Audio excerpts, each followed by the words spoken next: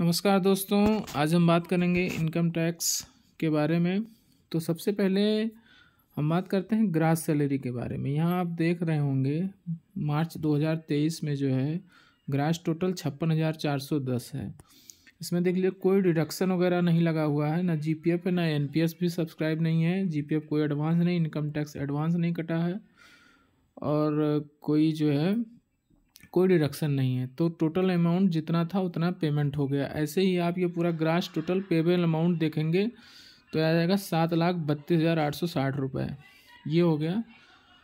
और जो 7,32,860 रुपये में इसमें जो आपका स्टैंडर्ड डिडक्शन होता है 50,000 वो माइनस कर देंगे तो हो जाएगा 6,82,860 6,82,860 यहाँ आप देख सकते हैं। 6,00,000 ये आपका इस जो ये आपका है इस पे अब आपका टैक्स पड़ेगा।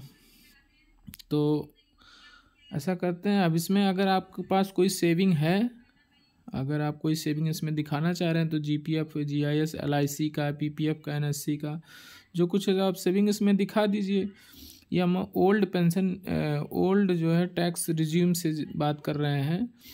अदरवाइज़ अगर आप नया लेंगे, नए वाले में आप 7,50,000 तक का छूट है, केवल आपको स्टैंडर्ड डिडक्शन 50,000 का छूट मिलेगा और इसका मतलब है 7,50,000 तक आपका टैक्स जीरो पड़ेगा। लेकिन अगर ओल्ड टैक्स रिजीम लेते हैं आप तो इसमें 50,000 आपका स्टैंडर्ड डिडक्शन हो जाएगा, जैसा कि इस पे स्लिप में दिखाया गया है। तो 50,000 डिडक्शन होने के बाद 6,82,860 पर टैक्स पड़ रहा है। इसमें इस पे टैक्स आया 49,072 और हेल्थ और एजुकेशन सरचार्ज लग गया तो पेबल हो गया 51,035 51,035 यहाँ पे इनकम टैक्स रिकवर होना है इस ओल्ड टैक्स रिजीम से।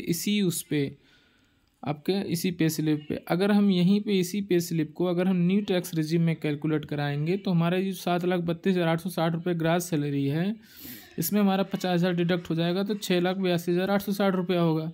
6,82,860 7,00,000 से चूँकि कम है इसलिए हमारा टैक्स यहाँ जीरो आ जाएगा। तो ओल्ड टैक्स रिजीम से हमारा 51,000 टैक्स पड़ रहा है और अगर हम नए टैक्स रिजीम से अपना जो है आयकर भर रहे हैं तो हमारा टैक्स इस बार पड़ेगा 0 रुपये।